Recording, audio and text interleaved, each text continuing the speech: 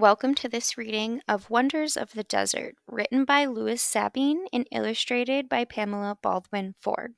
All day long, the sun beats down on the desert. The air above the sand and rocks is hot and dry. Nothing moves, all is still. Can any plants and animals live in this harsh, dry land? Surprisingly, many do.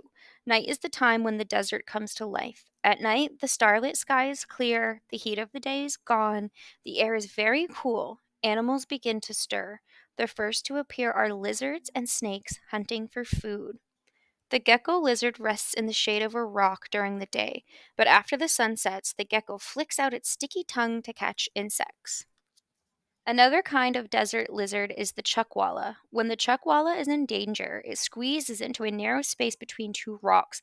Then it gulps so much air that it swells like a balloon. It is stuck so tightly between the rocks that no animal can move it. The chuckwalla stays that way until danger is past. The fringe-toed lizard protects itself in another way. The scaly edges of its toes make the lizard a speedy digger. If any enemy comes near, the fringe-toed lizard dives headfirst into the sand. It seems to swim out of sight in seconds.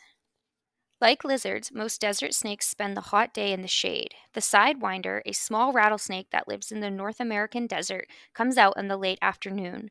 The sidewinder got its name because it moves by whipping its body sideways. It's easy to tell where a sidewinder has passed. Its body leaves marks in the sand. It does not rain very often in the desert, but when rain does fall, some animals appear as if by magic. One of them is the spadefoot toad. As soon as the weather becomes dry again, the spadefoot burrows backward into the sand. It makes a snug home under the ground and goes to sleep. The spadefoot can sleep for almost a year. When there is a heavy spring rain, the spadefoot comes out and finds newly made pond. The toad mates with another spadefoot, and the female lays eggs. In just 1 or 2 days, the egg hatch into tadpoles. In less than 4 weeks, they are grown. By this time, the desert sun has dried up the pond, and the spadefoots must go underground. Hundreds of different insects live in the desert. The black pinicat beetle, also called the circus bug, has a special way of dealing with enemies. It stands upside down and shoots out a bad smelling odor. The honey pot ant lives on nectar from desert flowers. A few honey pot ants eat this sweet liquid. Then they go back to their nest under the ground. They feed the nectar to other honey pot ants. These other ants become living food tanks for the whole colony.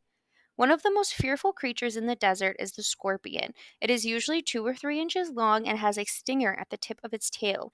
As soon as a scorpion has a victim in its claws, it raises its tail over its own back, then it stabs its prey. Most scorpions are very poisonous.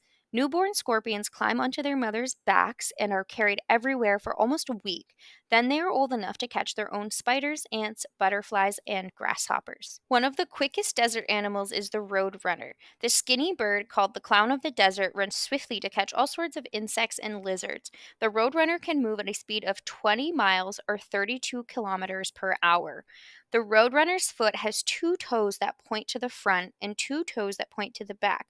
This bird leaves a trail of X's. You can always tell where a roadrunner has been, but you cannot tell which way it has run. The Gila woodpecker and the elf owl are birds that live in holes in cactus plants. The woodpecker pecks a hole in the cactus that is large enough for a nest. When the woodpecker moves to another cactus, the elf owl moves in to occupy the empty nest. The tiny elf owl is a very smart hunter. It grabs the stalk of a plant and hangs upside down from it. Then the owl beats its wings to shake the stalk. This drives out all the insects resting there. Now the owl has plenty of food. One of the biggest birds of the desert is the vulture. Flying high in the sky, the vulture has such fine eyesight that it can see for miles. When it spots a dead animal far below, it swoops down. By eating dead animals, vultures help to keep the desert clean. The desert is home for many kinds of mice and rats. The kangaroo rat measures only 12 inches or 30 centimeters long, from the tip of its nose to the tip of its tail. It has a short front legs and long back legs. It can jump more than 10 feet or 3 meters at a time. This tiny fellow also uses those strong back legs to kick sand at enemies. Kangaroo rats live mostly on seeds. They stuff the seeds into pouches in their cheeks, then take them back to their cool burrows underground. The jackrabbit, like the rats and mice of the desert, does not drink much water. It gets all the water it needs from the plants it eats. When it is being chased, the jackrabbit can jump 15 feet or 4.5 meters in a single leap. One of the jackrabbit's enemies is the coyote. It has a bushy tail and looks very much like a dog. At night, the coyote's lonely howl carries over the desert. Desert skunks will eat just about anything, all kinds of fruits, insects, mice, birds, and dead snakes. Like its cousin who lives in the forest, the desert skunk protects itself by giving off a very smelly spray. The desert is also home of badgers, ground squirrels, wild pigs, foxes, and bobcats, and lots more. Almost all desert animals are small. That is because there is not enough food and water in the desert for big animals to live. All desert animals have special ways of surviving in the desert, and this is also true of desert plants. The best known desert plant is the cactus. Cactus plants have thick, shiny skin. They are covered with a kind of wax. The wax keeps the water inside the plant from drying in the hot sun. The thorns on a cactus plant protect it from hungry animals. There are also many types of yucca plants in the desert. Some are small and some are large, but most yuccas have long, spear like leaves. The Joshua tree is the largest yucca. At least 25 kinds of birds build nests in the Joshua tree. Spring rains bring color to the desert. White daisies, pink primroses, and purple verbenas spring to life, but this beauty does not last long in the heat of the summer sun. Most desert trees send roots deep into the ground to find water. The roots of the mesquite tree can grow as far down as 100 feet or 30 meters. In the deserts of North Africa, there are many palm trees. People eat the dates that grow on these trees, then they grind the date pits to make a drink. Palm leaves are used to make baskets and the stems to make rope. When a palm tree dies, the wood is used to build things and to make fires. Every part of the tree is used. Palm trees need a lot of water to stay alive. That is why they grow only where water is not too far down in the sand. A place in the desert where palm trees grow is called an oasis. People called nomads often wander from oasis to oasis. In fact, nomad means wanderer. Some nomads are shepherds, others are traders carrying things to sell.